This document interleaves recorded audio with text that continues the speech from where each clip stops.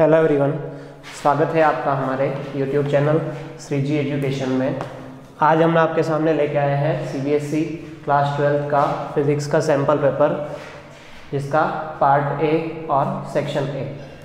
Section a के अंदर हमारा जो फर्स्ट क्वेश्चन है that is according to Coulomb's law which is the correct relation for following figure. यानी आपको एक फिगर दे रखा है और इस फिगर के लिए आपको करेक्ट रिलेशन बताना है इन चार ऑप्शंस के अंदर कि कौन सा रिलेशन जो है वो करेक्ट है। तो अब जैसा कि हम देख सकते हैं इस फिगर के अंदर कि Q1 और Q2 दो चार्ज हैं।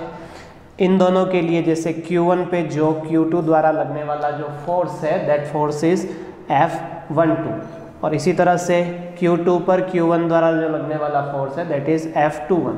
अब यहाँ पे क्वेश्चन के अकॉर्डिंग या फिगर के अकॉर्डिंग हम देखें तो दोनों ही फोर्स जो है वो हमें अट्रैक्टिव बता रहे हैं। तो अट्रैक्टिव का मतलब कि अगर ये दोनों चार्ज, इन दोनों में से कोई एक चार्ज पॉजिटिव है और एक चार्ज नेगेटिव है, तो इनके बीच लगने वाला फोर्स अट्रैक्टिव हो सकता है। तो हम मान लेते हैं कि जो हमारे पास सपोज Q1 पॉजिटिव है तथा Q2 जो है वो नेगेटिव है, तो इन दोनों का जो हम प्रोडक्ट देखें तो जो प्रोडक्ट होता है वो क्या आ जाएगा, Q1 और Q2 का प्रोडक्ट जो है वो लेस देन 0 होगा। तो लेस देन 0 होने का मतलब ये है कि इन दोनों का जो प्रोडक्ट है वो नेगेटिव होगा, और अगर इन दोनों का प्रोडक्ट नेगेटिव होगा तभी इन दोनों के बीच में लगने वाला जो फोर्स है वो अट्रैक्टिव होगा। तो इस क्वेश्चन के लिए जो हमारा करेक्ट आंसर हो जाएगा that is answer b, Q1 Q2 is less than 0।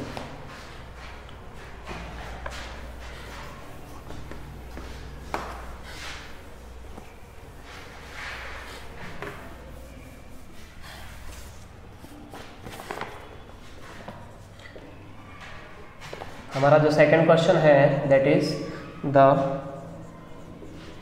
Electric potential on the axis of an electric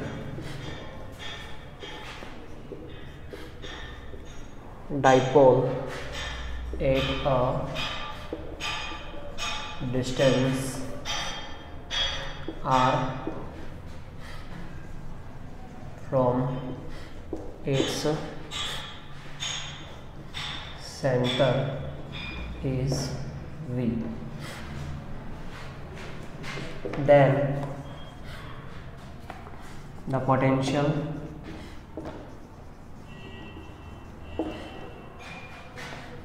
at a point at the same distance on its equatorial line। यानी हमें question के अंदर ये दे रखा है कि the electric potential on the axis of an electric dipole at a distance r from its centre is v। यानी हमें ये दे रखा है कि जैसे मान लीजिए हमारे पास ये एक इलेक्ट्रिक डाइपोल है -q + q, इसके एक्सिस के ऊपर इसके सेंटर से r डिस्टेंस पर कोई पॉइंट है p, जहाँ पे हमें इलेक्ट्रिक पोटेंशियल दे रखा है v। फिर आगे then the potential at a point at the same distance on its equatorial line.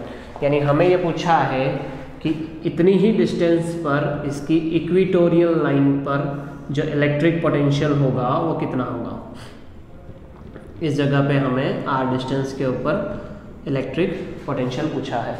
तो इसमें हमारे जो ऑप्शन है that is option number first is 2 volt, option number second is -v, option number third is v/2 and option number fourth is 0। तो यहाँ पे हम देखते हैं कि जो इलेक्ट्रिक पोटेंशियल का जो फॉर्मूला होता है that is v is equals to kp cos theta divided by r²। किसी डाइपोल के लिए जो इलेक्ट्रिक पोटेंशियल का फॉर्मूला होता है वो होता है kp cos theta divided by r²। अब हम जानते हैं कि जो इक्वेटोरियल लाइन है उसके लिए जो थीटा होता है दैट इज 90 डिग्री। तो हमारे पास जो v is equal to k p cos theta की वैल्यू हम पुट कर देंगे 90 degree divided by r square, और cos 90 की वैल्यू हम जानते हैं कि cos 90 की वैल्यू होती है 0, तो यहाँ पे जो इलेक्ट्रिक पोटेंशियल आ जाएगा दैट विल बी 0। यानी एक r डिस्टेंस पर किसी डाइपोल के इक्वेटोरियल लाइन पे जो इलेक्ट्रिक पोटेंशियल होता है वो होता है 0। तो इस क्वेश्चन के लिए हमारा जो करेक्ट आंसर हो जाएगा that is answer number D, 0।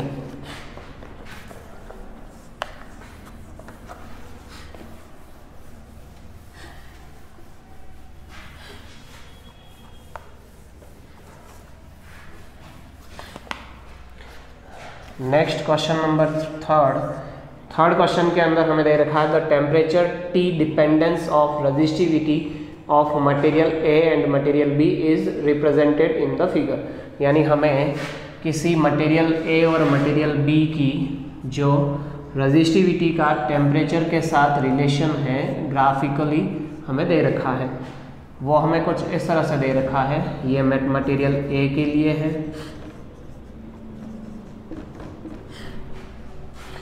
तो इसी तरह से हमारे पास एक और फिगर हमें दे रखा है,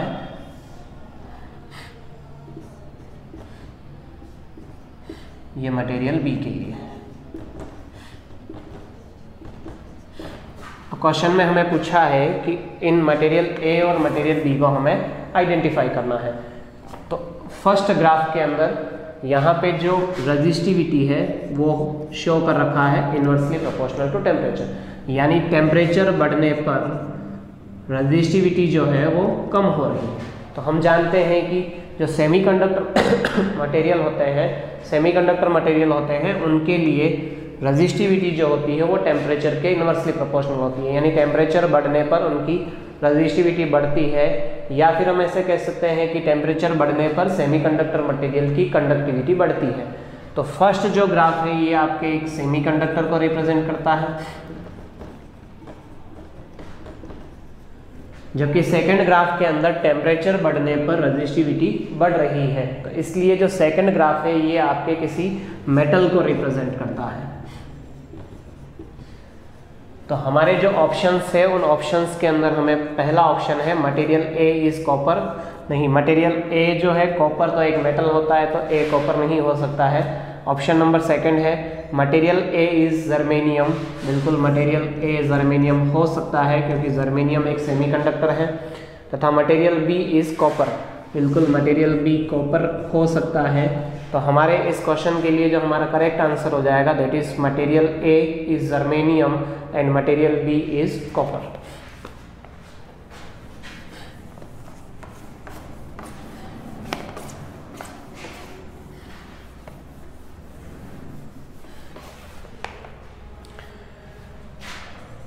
question number fourth,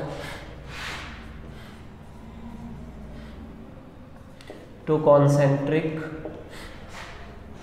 and coplanar circular loop P and Q have their radii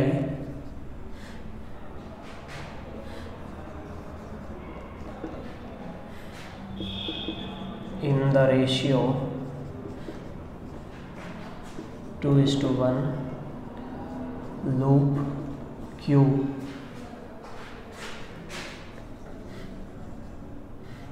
carries a current 9 ampere in the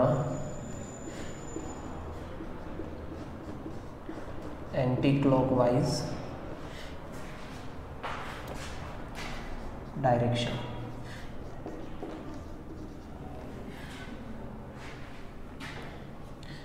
For the magnetic field to be 0 at center, loop P must carry यानी हमें जो question दे रखा है वो दे रखा है कि हमारे पास दो कॉन्सेंट्रिक सर्कल और कोप्लेनर सर्कुलर लूप है P और Q, जिनकी रेडियस का रेशियो 2:3 है। लूप Q के अंदर जो करंट फ्लो हो रही है दैट इज़ 9 एम्पियर और वो एंटी क्लॉकवाइज डायरेक्शन में फ्लो हो रही है। इसी तरह से हमें ये बताना है कि इनके सेंटर पर मैग्नेटिक फील्ड 0 होगा कब, जब P के अंदर कितना करंट फ्लो हो। यानी हमें ये दे रखा है कि P के अंदर इन दोनों के कारण P के अंदर हम कितनी करंट फ्लो कराएं कि इन दोनों के कारण जो मैग्नेटिक फील्ड है सेंटर पर वो 0 हो जाए। तो हम ऐसे जैसे कि क्वेश्चन में दे रखा है उस तरह से अपन सॉल्व करते हैं। मान लीजिए हमारे पास एक ये सर्कुलर लूप है that is P, another circular loop है ये हमारे पास मान लीजिए Q के अंदर जो हमारे पास करंट फ्लो हो रही है that is in anti clockwise direction, यानी Q के अंदर जो हमारे पास करंट फ्लो हो रही है 9 एम्पियर वो कुछ इस तरह से है। अब इस Q के कारण इसके सेंटर पे जो मैग्नेटिक फील्ड बनेगा दैट विल बी, मान लेते हैं हम कि वो जो मैग्नेटिक फील्ड है दैट इज़ B1, और हम जानते हैं कि किसी सर्कुलर कॉइल के कारण उसके सेंटर पर जो मैग्नेटिक फील्ड होता है that is μ0 I divided by 2R। R यहाँ पे इस सर्कुलर लूप की रेडियस है। इसी तरह से यहाँ हम इसको R1 मान लेते हैं। अब मान लेते हैं कि इसके अंदर जो करंट फ्लो हो रही है दैट इज़ I2, जो P लूप है उसके अंदर जो करंट फ्लो हो रही है दैट इज़ I2। तो यहाँ पे जो P लूप है उसके कारण जो मैग्नेटिक फील्ड बनेगा that is B2 is equal to μ0 I2 divided by 2R2। अब हमें यहाँ पे जो रेडियस का रेशियो दे रखा है दैट इज 2:3, तो अगर हम R1 को मान लेते हैं कि ये 2R है तो जो R2 है दैट विल बी 3R। यहाँ पे हमने B1 जो मैग्नेटिक फील्ड माना है वो मान लेते हैं हम कि जो P के कारण है, तथा B2 जो मैग्नेटिक फील्ड है वो हम मान लेते हैं Q के कारण है। तो इस तरह से इन दोनों का जो मैग्नेटिक फील्ड का प्लस है वो हमारे पास कितना होना चाहिए, 0 होना चाहिए। तो इस तरह से हम अगर वैल्यू पुट करते हैं μ0 I1 डिवाइडेड बाय 2 R1 जो हमारे पास है छोटे वाले सर्कल के लिए दैट इज़ 2R, प्लस इसी तरह से जो हमारे पास सेकेंड लूप है μ2, सेकेंड लूप के अंदर जो करंट फ्लो हो रही है that is 9 ampere in the anticlockwise direction, तथा इसके लिए जो R2 की वैल्यू है that will be 3R equal to 0। जो नेट मैग्नेटिक फील्ड है वो हमें क्वेश्चन में 0 गिवन है। अब यहाँ से हम अगर कैलकुलेट करें तो μ0 I1 divided by 4R is equal to minus μ0 9 divided by 6R। यहाँ पे हम कैंसिल करें तो μ0 कैंसिल हो जाएगा, R से R कैंसिल हो जाएगा। इस तरह से हमारे पास जो I1 की वैल्यू निकल के आएगी that will B 36 divided by 6, ये हमारे पास negative of 6 ampere.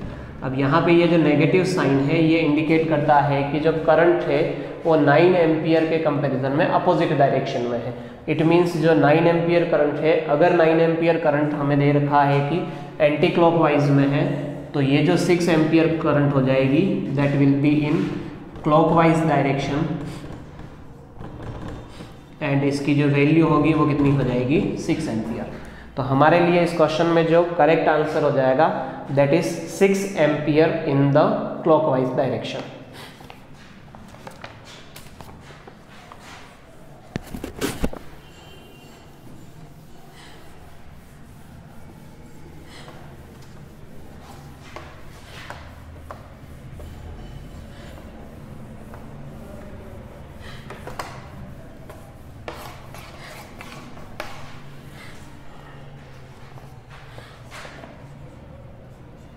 Question number 5 है a long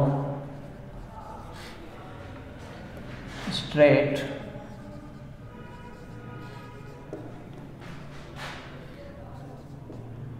wire of circular cross section of radius A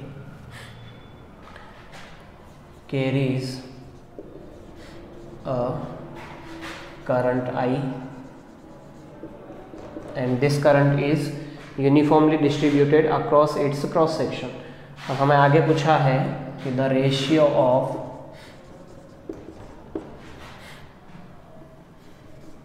magnitude of magnetic field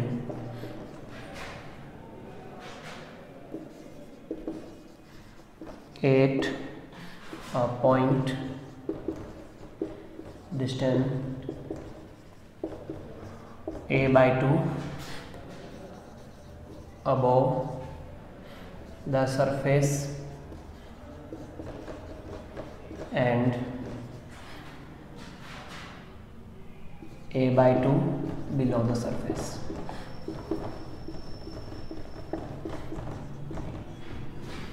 यानी क्वेश्चन के अकॉर्डिंग हमें इस तरह से एक, मान लीजिए एक सर्कुलर क्रॉस सेक्शन का एक कंडक्टर वायर दे रखा है जिसकी रेडियस हमें दे रखी है a। अब क्वेश्चन में इसके अंदर जो टोटल जो करंट फ्लो हो रही है दैट इज I। हमें ये पूछा गया है कि इसके सरफेस से जस्ट a/2 डिस्टेंस ऊपर किसी पॉइंट P तथा इसकी सरफेस से जस्ट बिलो में a/2 डिस्टेंस नीचे किसी पॉइंट पर मैग्नेटिक फील्ड का रेशियो निकालना है।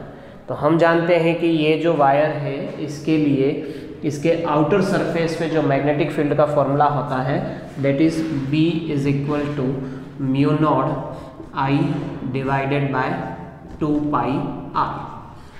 ये किसी बाहर किसी पॉइंट पर मैग्नेटिक फील्ड का फॉर्मूला होता है।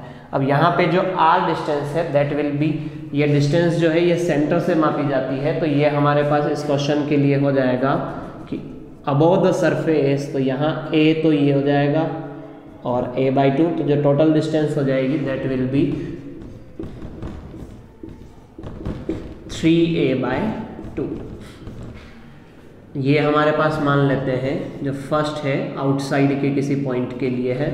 अब इसी तरह से मान लीजिए हमें क्वेश्चन में पूछा है इनसाइड किसी पॉइंट पर, तो जो इनसाइड पॉइंट पर मैग्नेटिक फील्ड होता है that is μ0 IR divided by 2πa²। यहाँ पे r उस पॉइंट की डिस्टेंस है तथा a उस कंडक्टर की रेडियस है। तो यहाँ पे हमें जो r दे रखा है दैट इज r डिस्टेंस है, यहाँ से ये a/2 डिस्टेंस है, तो रिमेनिंग जो डिस्टेंस हो जाएगी दैट विल बी a/2। तो हम यहाँ पे r की जगह सब्स्टिट्यूट कर सकते हैं μ0 I, ये जो डिस्टेंस हो जाएगी that is a/2 divided by 2πa²। यहाँ पे हम इसको कैंसिल करें तो ये हमारे पास एक एक्सप्रेशन आ जाएगी μ0 I डिवाइडेड बाय 2πa × 2। अब हमें इन दोनों के लिए रेशियो पूछा है, तो जो रेशियो हमारे पास हो जाएगा that is BO divided by BI outside inside, इन दोनों का रेशियो हम निकाल रहे हैं तो that is μ0 I divided by 2π 3a/2। इसको हम डिवाइड कर देंगे μ0 I divided by 2πa²। Divide को उल्टा करके मल्टीप्लाई करेंगे तो μ0 I divided by 2π 3a/2 into 2πa² by μ0 I। यहाँ पे μ0 I से μ0 I कैंसिल हो जाएगा, पाई से पाई कैंसिल हो जाएगा, 2 से 2 कैंसिल हो जाएगा, a से a कैंसिल हो जाएगा। तो इसकी जो वैल्यू हमारे पास निकल के आएगी दैट इज़ 4/3। तो इस तरह से इनका जो रेशियो हो जाएगा मैग्नेटिक फील्ड का दैट इज़ 4:3। तो इस क्वेश्चन के लिए हमारा जो करेक्ट आंसर हो जाएगा that is answer number 3।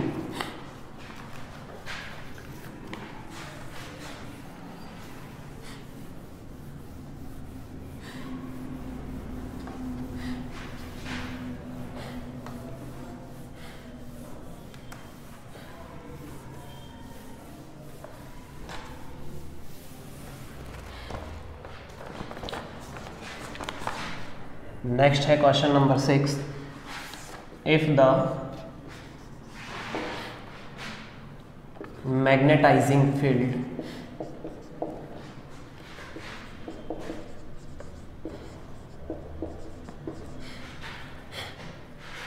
on a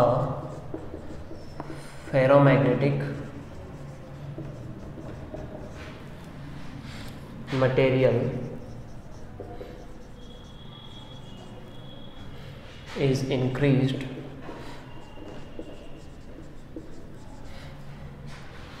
its permeability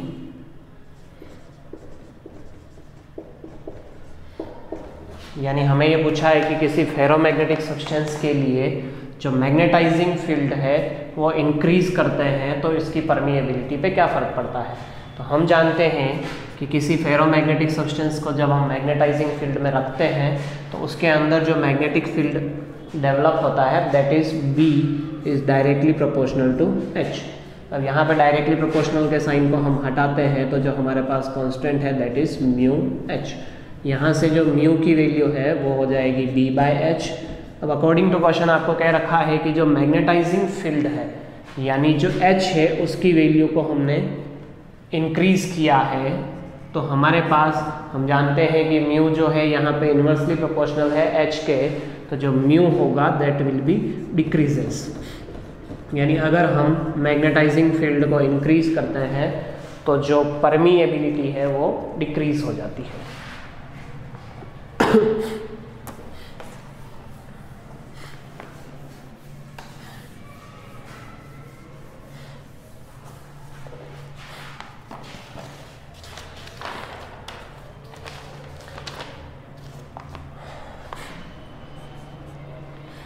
question number 7 है, N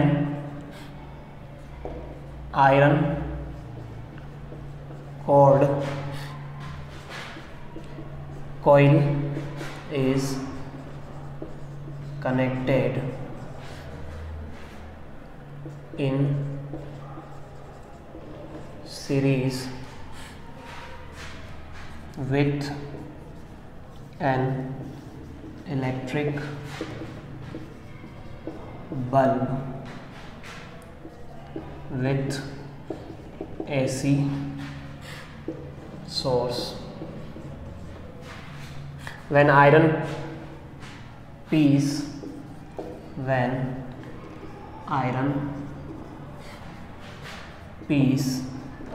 is taken out of the coil, the brightness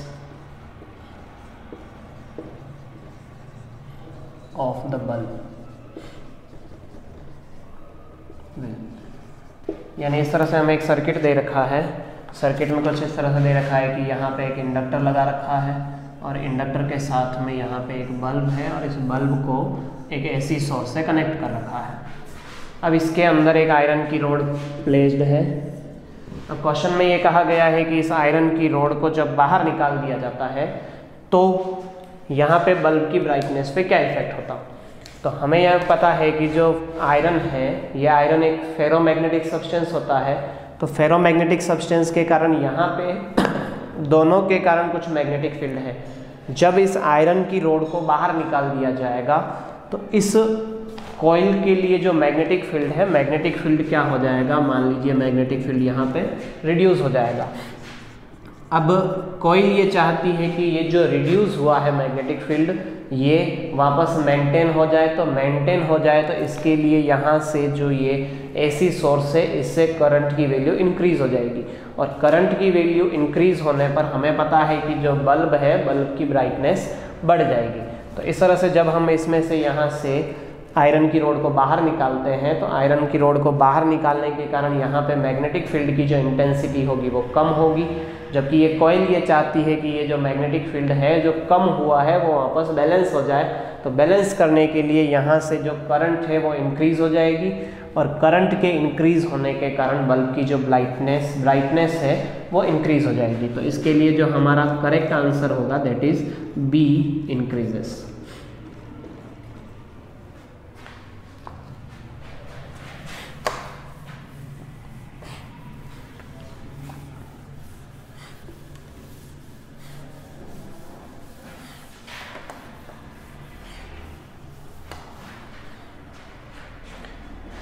question number 8 है,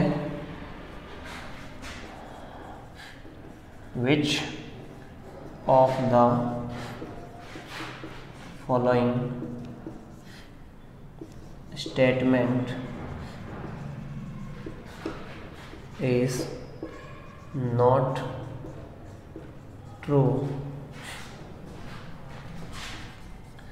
about the properties of electromagnetic waves। यानी हमें क्वेश्चन में ये पूछा है कि 4 स्टेटमेंट दे रखे हैं, इनमें से कौन सा स्टेटमेंट इलेक्ट्रोमैग्नेटिक वेव की प्रॉपर्टीज़ के लिए सही नहीं है।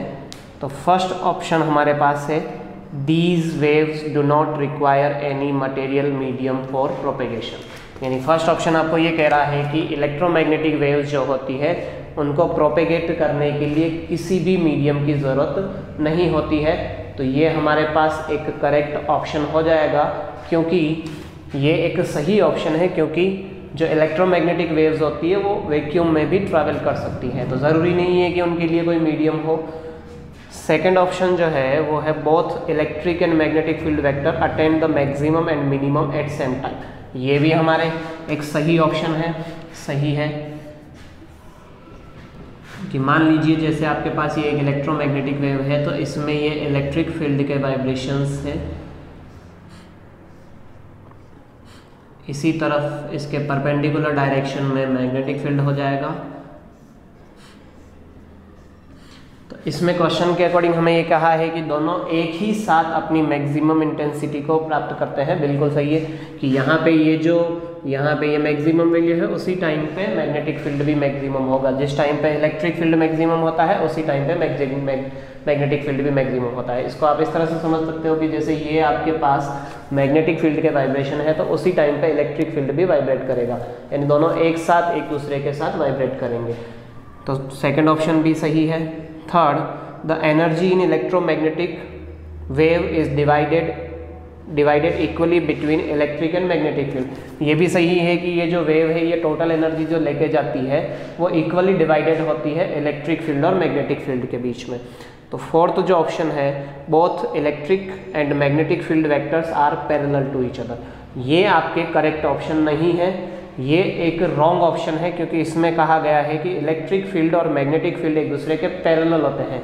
नहीं, इलेक्ट्रिक फील्ड और मैग्नेटिक फील्ड एक दूसरे के पैरेलल नहीं, एक दूसरे के परपेंडिकुलर होते हैं। कि अगर मान लीजिए इस तरफ मैग्नेटिक फील्ड है तो इलेक्ट्रिक फील्ड इस तरफ होगा, यानी दोनों एक दूसरे के परपेंडिकुलर डायरेक्शन में हो जाएगा। तो इस क्वेश्चन के लिए जो हमें पूछा गया था कि कौन सा इलेक्ट्रोमैग्नेटिक वेव के लिए सही आंसर नहीं है, नॉट अ ट्रू आंसर, तो इसके लिए हमारे जो ऑप्शन हो जाएगा option number fourth, both electric and magnetic field vectors are parallel to each other. ये एक रॉन्ग स्टेटमेंट है, जबकि इसकी जगह जो करेक्ट स्टेटमेंट हो जाएगा वो हो जाएगा, both electric and magnetic field vectors are perpendicular to each other.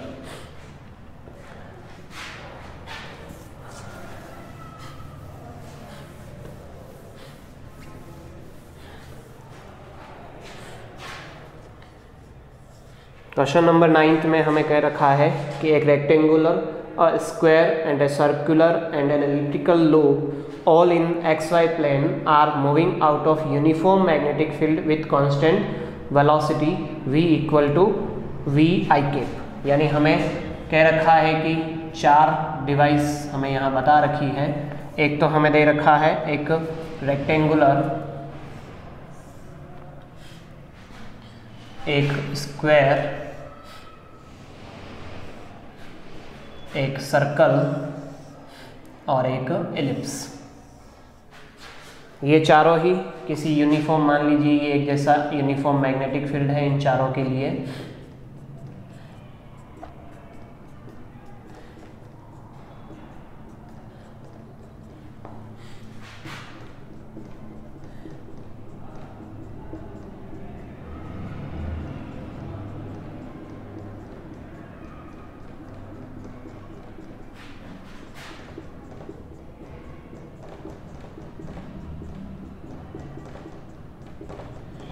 ये चारों ही एक यूनिफॉर्म इनसाइड मैग्नेटिक फील्ड के अंदर रखे हुए हैं।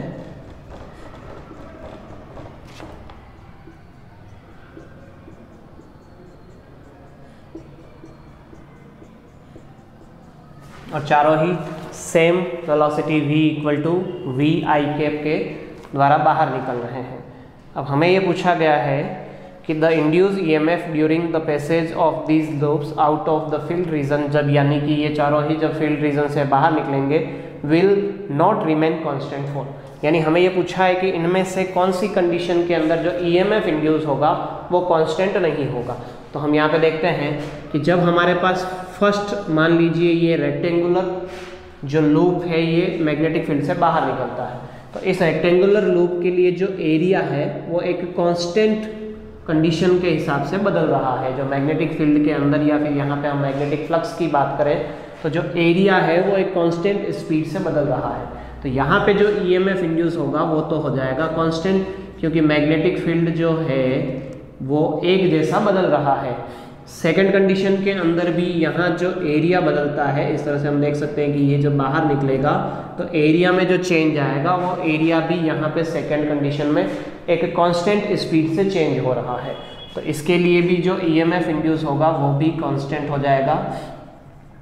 जबकि थर्ड कंडीशन में जब मान लीजिए ये सर्कुलर लूप यहाँ से बाहर निकलता है, तो सर्कुलर लूप को मान लेते हैं, हम इमेजिन करते हैं इस तरह से कि ये हमारे पास सर्कुलर लूप एक कंडीशन में ऐसे बाहर निकला, तो यहाँ जो एरिया है वो जैसे जैसे ये बाहर निकलेगा वैसे वैसे एरिया में जो चेंज है वो एक जैसा नहीं होगा। जब मान लेते हैं कि जैसे ये सर्कुलर लूप है तो इसका ये वाला पोर्शन बाहर निकलेगा तो एरिया यहाँ पे कम होगा, जब ये वाला पोर्शन बाहर निकलेगा तो एरिया बढ़ जाएगा, ये वाला पोर्शन निकलेगा तो एरिया और बढ़ जाएगा। तो इस तरह से हम देखते हैं कि जब ये सर्कुलर जो लूप है वो बाहर की तरफ मोशन करता है तो इसका जो एरिया है वो कांस्टेंट नहीं रहता है, तो यहाँ पे जो ईएमएफ इंड्यूस होता है वो भी नॉट कांस्टेंट हो जाएगा। सेम इसी तरीके से जब ये एलिप्टिकल लूप इस मैग्नेटिक फील्ड से बाहर निकलेगा तो यहाँ से ये बाहर निकलेगा तो इसमें भी जो एरिया है वो हर बार एक जैसा नहीं होगा, यानी एरिया जो है वो नॉन यूनिफॉर्मली चेंज हो रहा है, तो इसमें जो ईएमएफ इंड्यूस होगा वो भी कांस्टेंट नहीं होगा। तो यहाँ पे हमें चार अलग अलग लूप दे रखे थे, तो रेक्टेंगुलर और स्क्वायर के लिए जो एरिया है वो कंटिन्यूली एक जैसा चेंज हो रहा है, तो इनके लिए जो ईएमएफ इंड्यूस होता है वो तो कांस्टेंट होता है। जबकि सर्कुलर और एलिप्टिकल लूप के लिए जो एरिया है वो एक जैसा चेंज नहीं होता है, तो इनके लिए जो ईएमएफ है वो नॉट कांस्टेंट हो जाएगा। तो इस क्वेश्चन के लिए हमारा जो करेक्ट आंसर हो जाएगा that is the circular and elliptical loops, उनके लिए हमारे पास जो ईएमएफ है वो कांस्टेंट नहीं होगा। तो इसका जो ऑप्शन है that is second option B, the circular and elliptical loop.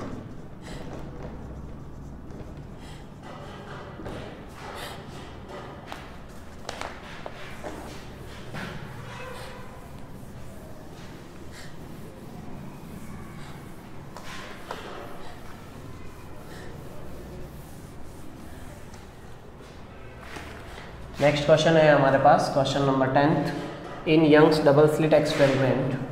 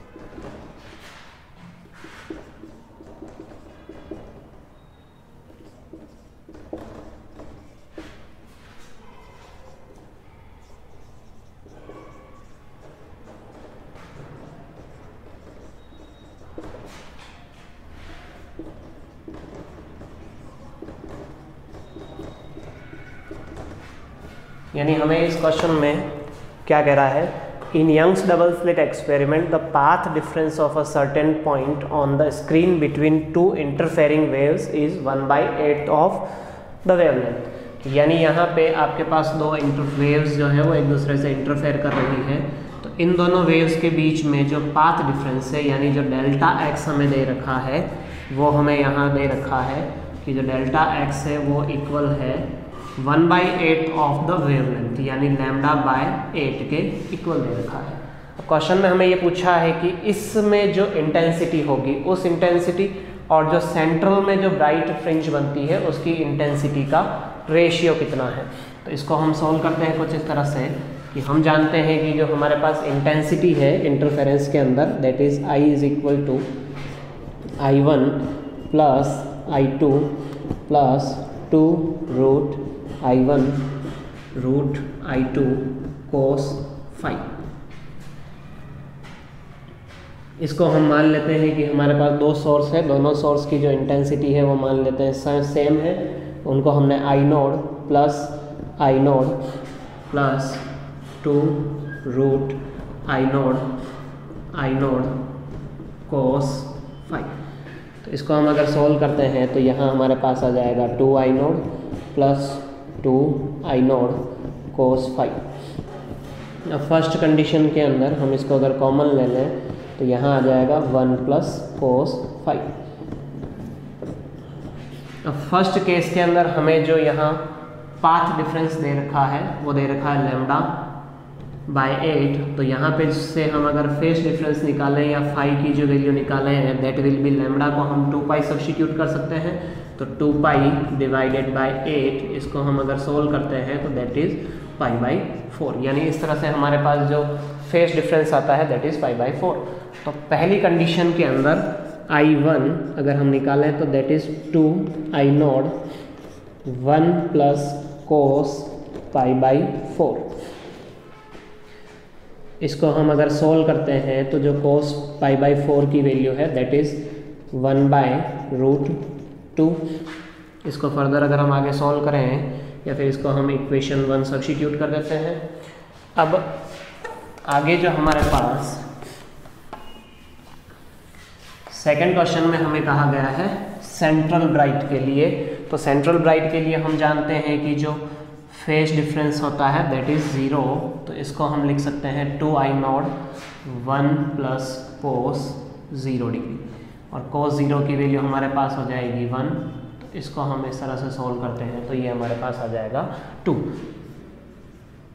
अब इन दोनों इक्वेशन को हमें मान लेते हैं, हमें रेशियो निकालना है, तो I1/I2 इसको हम अगर सॉल्व करते हैं तो 2I नोड डिवाइडेड बाय, यहाँ लिख देंगे 1 प्लस 1/√2, इसको डिवाइड कर देंगे 2I node bye 2, 2I node से 2I नोड कैंसिल हो जाएगा, यहाँ I1/I2 यानी इन दोनों कंडीशन का जो रेशियो हो जाएगा दैट इज़ यहाँ से हम अगर सोल्व करते हैं तो ये हो जाएगा √2 प्लस 1 डिवाइडेड बाय 2, ये हो जाएगा I1/I2 इक्वल टू √2 प्लस 1/2√2। यहाँ पे अगर हम वैल्यू सब्स्टिट्यूट करते हैं तो हमारे पास √2 की वैल्यू होती है 1.414 प्लस 1 डिवाइडेड बाय 2 इंटू 1.414। इसको फर्दर सॉल्व करने पर हम देखते हैं कि ये I1 डिवाइडेड बाय I2 यहाँ आ जाएगा 2.414 डिवाइडेड बाय 8.2। इसको हम डिवाइड अगर करते हैं तो हमारे पास जो आंसर आएगा दैट विल बी 0.85। ये हमारे इस क्वेश्चन के लिए करेक्ट आंसर हो जाएगा।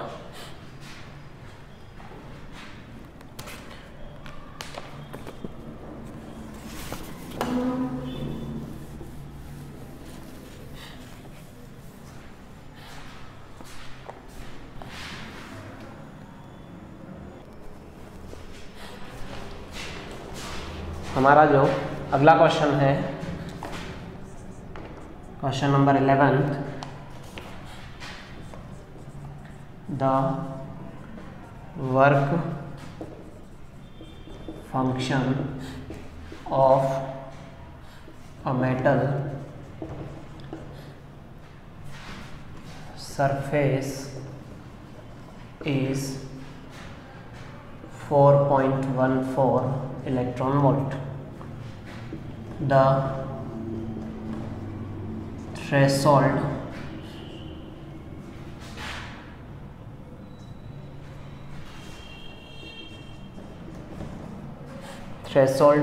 wavelength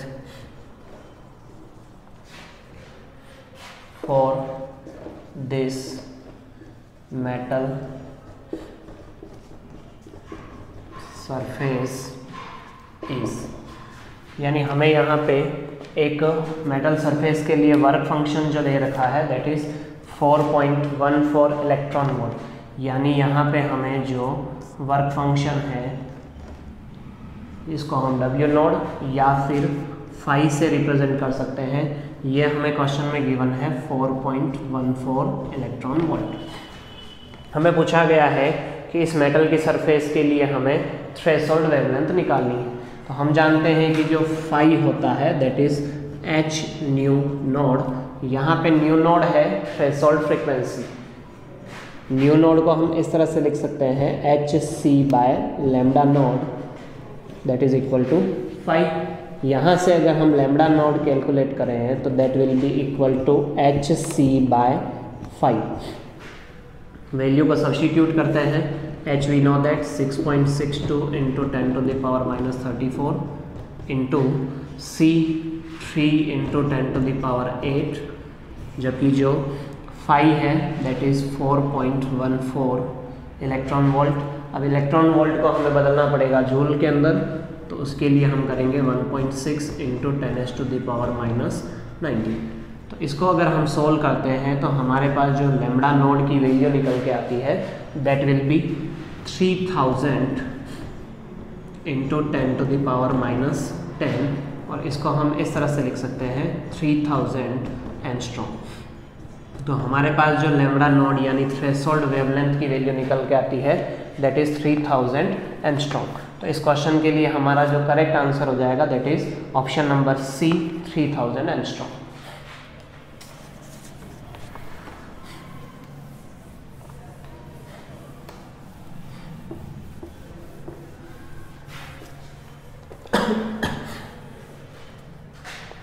क्वेश्चन नंबर 12 है हमारे पास, the radius of innermost electron orbit of a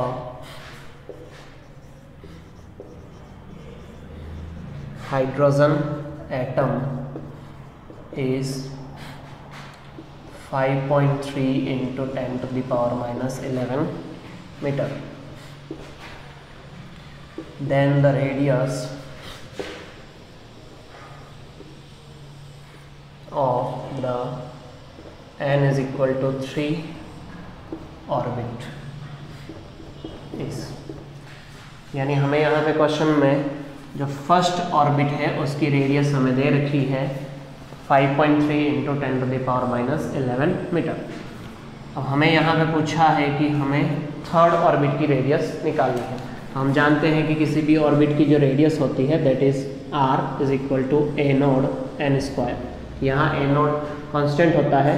तो अगर हम फर्स्ट ऑर्बिट की रेडियस देखें तो फर्स्ट ऑर्बिट के लिए हम यहाँ पे n की वैल्यू 1 रख सकते हैं।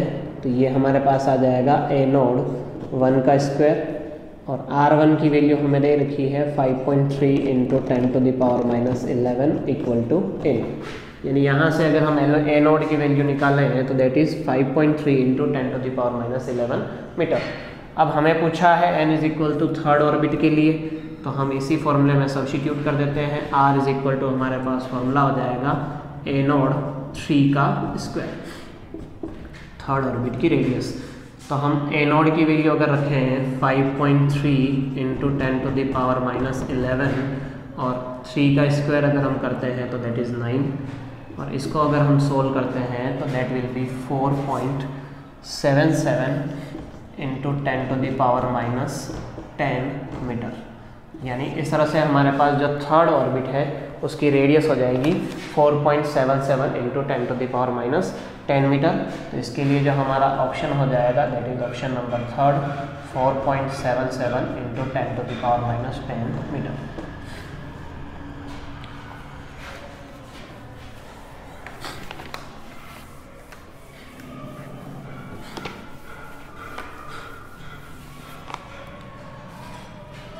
नेक्स्ट क्वेश्चन है क्वेश्चन नंबर 13 में हमें कहा गया है which of the following statement about nuclear force is not true, यानी इनमें से कौन सा स्टेटमेंट न्यूक्लियर फोर्स के लिए सही नहीं है। तो हमारा जो फर्स्ट ऑप्शन है that is the nuclear force between two nucleon rapidly fall rapidly zero as their distance between their distance is more than a few femtometre. मतलब कि यहाँ पे आपके पास दो न्यूक्लियॉन्स हैं। क्वेश्चन ऑप्शन ए जो है उसको हम अगर समझते हैं तो यहाँ पे अपने पास दो न्यूक्लियॉन्स हैं, एक मान लीजिए ये क्यू है और एक ये क्यू है। तो इन दोनों के बीच लगने वाला जो न्यूक्लियर फोर्स है वो रैपिडली धीरे धीरे क्या होता है, कम होता जाता है अगर हम इनकी डिस्टेंस को बढ़ा देते हैं। तो फर्स्ट ऑप्शन हमारे बिल्कुल करेक्ट ऑप्शन है। हमें ये पूछा गया है कि विच इज़ नॉट करेक्ट, तो जो सेकंड ऑप्शन है that is the nuclear force is much weaker then the Coulomb force. नहीं, जो यहाँ पे क्वेश्चन ये कह रहा है कि जो न्यूक्लियर फोर्स है वीक होता है कूलॉम फोर्स से, ये एक गलत ऑप्शन है, क्योंकि जो न्यूक्लियर फोर्स है वो वेरी वेरी स्ट्रॉन्ग होता है as compare to coulomb force. यानी जो न्यूक्लियर फोर्स है वो अप्रॉक्सीमेटली 100 टाइम स्ट्रॉन्गर होता है कूलॉम फोर्स से। तो हमारा जो सेकंड ऑप्शन है वो कंप्लीटली रॉन्ग है कि जो न्यूक्लियर फोर्स है वो वीक नहीं स्ट्रॉन्ग होता है कूलॉम फोर्स से। तो इस क्वेश्चन के लिए हमारा जो ऑप्शन हो जाएगा option number second is the wrong, क्योंकि यहाँ पे आपको न्यूक्लियर फोर्स को वीक बता रखा है जबकि न्यूक्लियर फोर्स जो है वो कूलॉम फोर्स से स्ट्रॉन्ग होता है।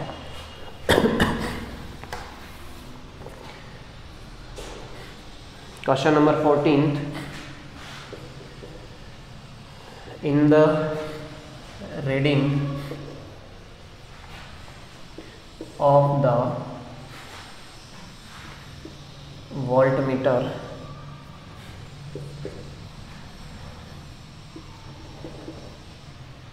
V1 is 40 volt, then the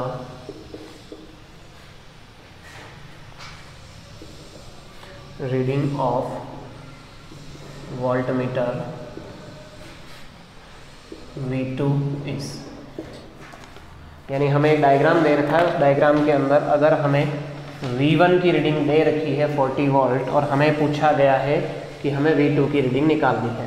तो यहाँ पे जो डायग्राम है वो कुछ इस तरह से है कि ये आपके पास एक रेजिस्टेंस है, यहाँ पे आपके एक इंडक्टर जोड़ रखा है और उसके साथ में एक कैपेसिटर जोड़ रखा है।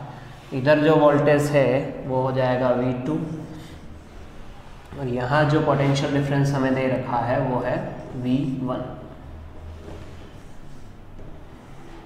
और इनको एक AC सोर्स के साथ कनेक्ट कर रखा है that is 50√2 sin omega t। अब यहाँ पे हमें जो ये वैल्यू दे रखी है 50√2 sin ओमेगा t, तो वी नो दैट कि v जो हमारे पास होता है इसको अगर हम कंपेयर करते हैं v = v0 sin omega t से, तो यहाँ से जो v0 की वैल्यू निकल के आती है दैट इज़ 50√2। तो इससे हम VRMS निकाल सकते हैं, रूट मीन स्क्वायर वैल्यू, वो होती है V0/√2 के इक्वल। तो यहाँ से हमारे पास रूट मीन स्क्वायर वैल्यू आ जाएगी 50√2/√2 जिससे 50 वोल्ट। अब हम जानते हैं कि एक LCR सर्किट के लिए जो रिजल्टेंट वोल्टेज होता है, रूट मीन स्क्वायर वोल्टेज होता है, वो होता है V = VR² plus VL minus VC का स्क्वायर। तो यहाँ पे VL माइनस VC यानी कैपेसिटर और इंडक्टर के लिए जो हमें पोटेंशियल डिफरेंस दे रखा है दैट इज़ 50 वोल्ट, यानी VL माइनस VC की जो वैल्यू है हमारे पास वो हो जाएगी, VR हमें कैलकुलेट करना है, यहाँ पे VR हमारे लिए हो जाएगा V2, क्योंकि इसकी वैल्यू हमें दे रखी है 40 वोल्ट। 40 का स्क्वायर करेंगे। इसी तरह से यहाँ पे जो रूट मीन स्क्वायर वैल्यू दे रखी है वो दे रखी है हमें 50। इधर से हम अगर रूट हटाते हैं तो इधर स्क्वायर लगाएंगे तो 50 का स्क्वायर हो जाएगा 2500, ये हो जाएगा V2 स्क्वायर प्लस 1600।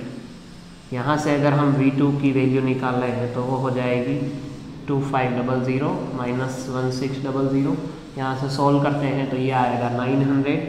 तो V2 का जो स्क्वायर है तो V2 की वैल्यू हो जाएगी रूट 900। रूट 900 मीन्स यहाँ पे आपके पास V2 की रीडिंग आ जाएगी 30 वोल्ट। तो इस तरह से हम V2 की वैल्यू को कैलकुलेट कर सकते हैं। तो इस क्वेश्चन के लिए हमारा जो करेक्ट आंसर हो जाएगा that is option number first 30 volt.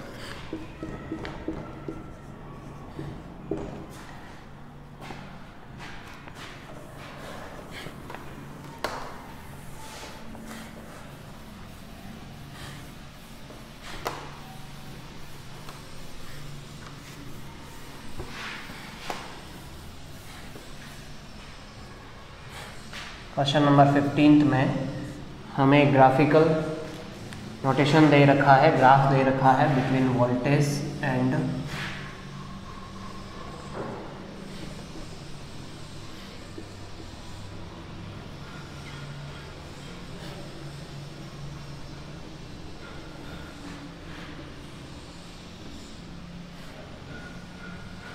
इस तरह से हमें वोल्टेज और डिस्टेंस के बीच में ग्राफ दे रखा है और हमें ये पूछा गया है कि the graph of magnitude of electric field intensity E as a function of x, यानी हमें यहाँ पे ग्राफ प्लॉट करने के लिए कहा गया है।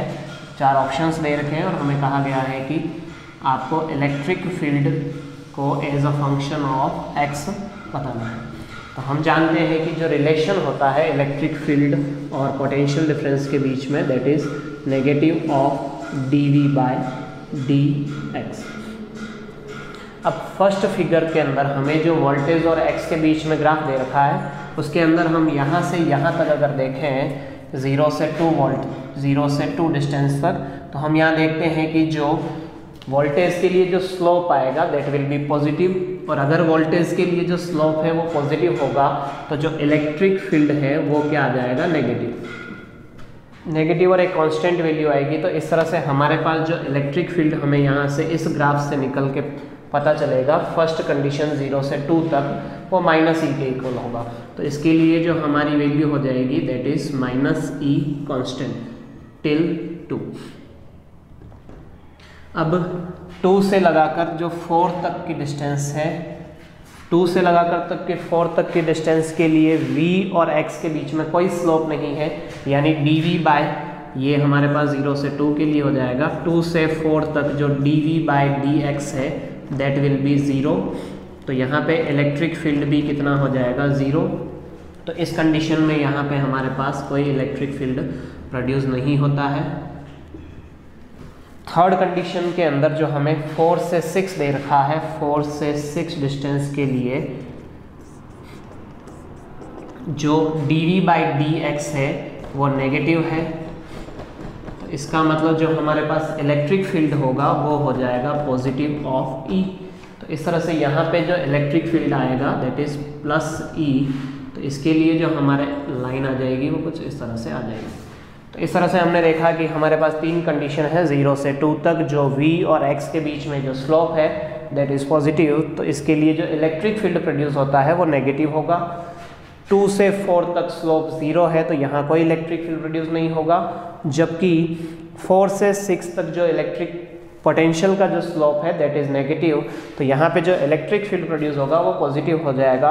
तो इस तरह से हमारे यहाँ पे जो हमें करेक्ट ग्राफ जो ऑब्टेन होता है that is option first is correct answer. ये हमारे ऑप्शन फर्स्ट जो है ये हमारे लिए सही ग्राफ हो जाएगा।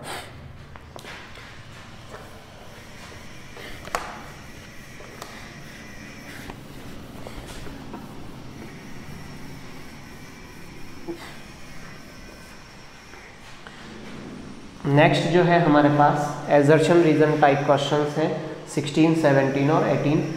देखते हैं हम पहले क्वेश्चन नंबर 16 को। 16 में हमें एजर्शन जो दे रखा है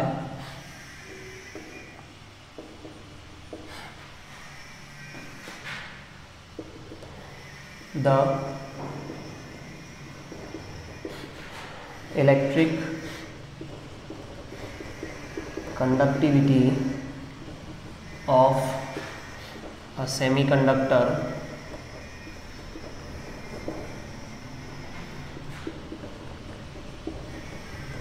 increases on doping।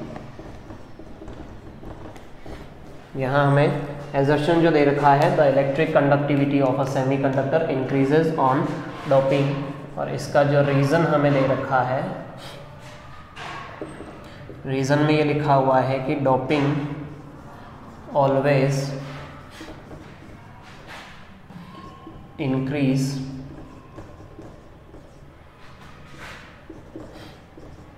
The number of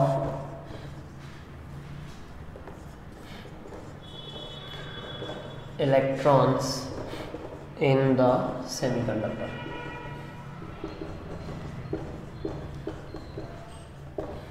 अगर हम एजर्शन को पढ़े तो यहाँ पे है कि the electric conductivity of semiconductor increases on doping. Correct, बिल्कुल करेक्ट स्टेटमेंट है, क्योंकि किसी सेमीकंडक्टर में डोपिंग करने पर उसकी इलेक्ट्रिक कंडक्टिविटी हमेशा बढ़ती है। रीज़न हम अगर पढ़ें तो doping always increase the number of electron, ये एक रॉन्ग स्टेटमेंट है। यहाँ पे ऑलवेज जो आया है ये मेन प्रॉब्लम है, क्योंकि डोपिंग हमेशा नंबर ऑफ इलेक्ट्रॉन को इंक्रीज नहीं करती है। डोपिंग चार्ज कैरियर को इंक्रीज करती है। वो चार्ज कैरियर्स में भी इलेक्ट्रॉन्स भी हो सकते हैं और में भी होल्स भी हो सकते हैं। तो यहाँ पे ऑलवेज जो लिखा हुआ है कि हमेशा नंबर ऑफ इलेक्ट्रॉन को इंक्रीज करता है, ये एक रॉन्ग स्टेटमेंट हो जाएगा। अगर यहाँ ऐसा लिखा होता कि doping always increase the charge carriers, तो हम उसको करेक्ट ऑप्शन मान सकते थे। तो यहाँ पे जो हमारा एजर्शन तो ट्रू है, बट रीजन इज फॉल्स। तो हमारा जो करेक्ट आंसर हो जाएगा that is c, assertion is true but reason is false.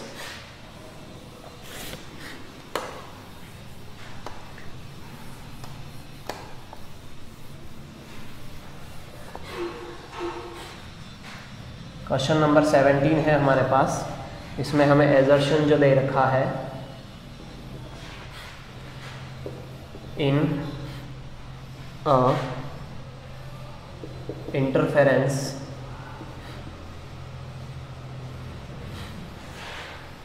pattern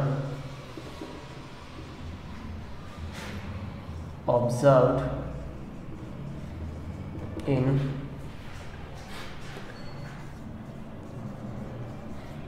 Young's double slit experiment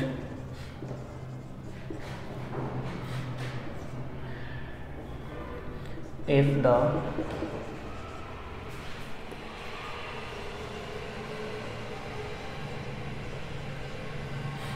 separation be between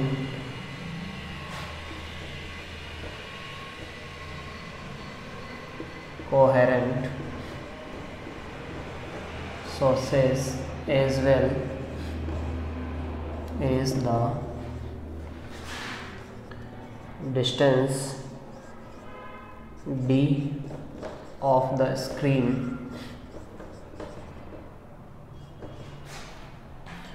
both are reduced to 1/3, then new fringe width remain the same। इसका जो reason हमें दे रखा है that is fringe width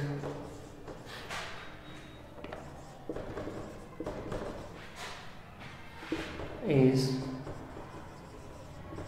proportional to d by t। यानी हमें question के according हम सबसे पहले फिगर ड्रॉ कर लेते हैं। In a interference pattern observe Young double slit experiment if the separation between coherent sources, यानी यंग्स डबल स्लिट एक्सपेरिमेंट के अंदर ये हमारे पास दो कोहेरेंट सोर्स है, इनके बीच का जो सेपरेशन होता है दैट इज d, और यहाँ पे हमारे पास एक स्क्रीन है दैट इज एट d। इन दोनों की जो वैल्यू है उसको रिड्यूस कर दिया गया है 1/3 तक। तो हमें ये कहा गया है कि fringe width remain the same. तो हम देखते हैं यहाँ पे सॉल्व करके कि जो हमारे पास फ्रिंज विड्थ का फॉर्मूला होता है that is beta is equal to lambda d by d। यहाँ पे क्वेश्चन में हमें कहा गया है कि हमने d की वैल्यू को भी 1/3 कर दिया तथा जो d की वैल्यू है स्मॉल d इसको भी हमने 1/3 कर दिया। तो यहाँ से 3 से 3 वापस कैंसिल हो जाएगा, तो बीटा की value lambda d by d, यानी बीटा की वैल्यू रिमेन अनचेंज। तो एजर्शन जो है वो तो करेक्ट हो जाएगा। यहाँ पे रीजन जो दे रखा है fringe width is proportional to d by d, यानी यहाँ पे आपको कहा है कि जो फ्रिंज विड्थ है beta is directly proportional to d by d। ये एक रॉन्ग स्टेटमेंट है क्योंकि यहाँ पे जो करेक्ट स्टेटमेंट होगा वो कुछ इस तरह से हो जाएगा कि beta is directly proportional to capital D by D। ये हमारे पास करेक्ट है जबकि ये एक रॉन्ग स्टेटमेंट है। तो इस तरह से जो रीज़न है ये रीज़न हो जाएगा हमारे पास रॉन्ग। तो इस क्वेश्चन के लिए हमारा जो करेक्ट ऑप्शन हो जाएगा that is again assertion is true but reason is false. Option number c हमारे पास यहाँ करेक्ट हो जाएगा, assertion is true but reason is false.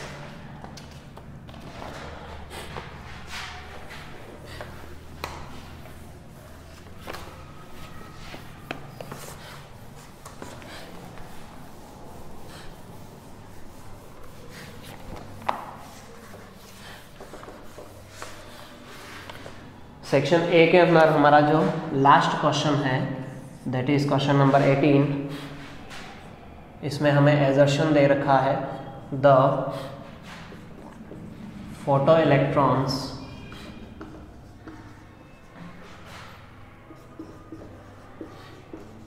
Produced by a monochromatic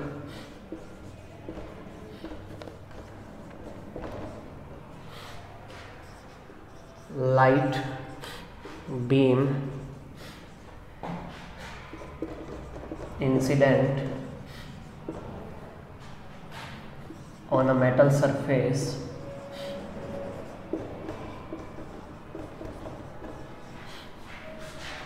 have spread in their kinetic energy. तथा इसके लिए जो reason हमें दे रखा है, रीज़न दे रखा है हमें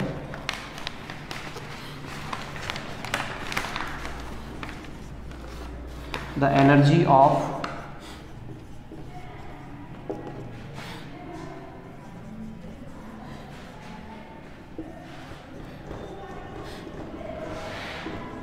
electron emitted from inside the metal surface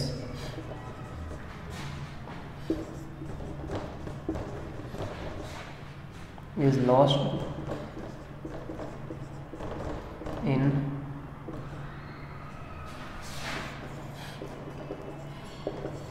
collision with the other atoms in the metal। यानी क्वेश्चन में हमें कह रखा है कि the photo electron produced by a monochromatic light beam incident on a metal surface have spread in kinetic energy. यानी जो photo electrons है किसी मेटल की सरफेस पे जब लाइट डालते हैं तो यहाँ से जो फोटो इलेक्ट्रॉन्स निकलते हैं इनकी जो काइनेटिक एनर्जी है वो अलग अलग होती है। कारण ये है, इसका रीज़न हमें दे रखा है कि the energy of electron emitted from inside the metal surface is lost, यानी यहाँ से जो निकलते हैं वो मेटल की सरफेस से इलेक्ट्रॉन किसी दूसरे एटम से कोलाइड करते हैं तो कुछ एनर्जी उनकी लॉस हो जाती है। तो यहाँ पे दोनों ही स्टेटमेंट करेक्ट है और जो रीज़न है वो एजर्शन का करेक्ट एक्सप्लेनेशन है। तो यहाँ पे हमारे पास जो ऑप्शन ए है वो सही हो जाएगा कि both assertion and reason are correct and reason is the correct explanation of assertion. तो इस तरह से इस वीडियो के अंदर हमने देखे कि जो हमारे पास CBSE क्लास 12th के फिजिक्स के सैम्पल पेपर का जो पार्ट ए है वो हमने यहाँ सोल्व किया है। पार्ट बी को देखने के लिए आपको नेक्स्ट वीडियो देखनी है।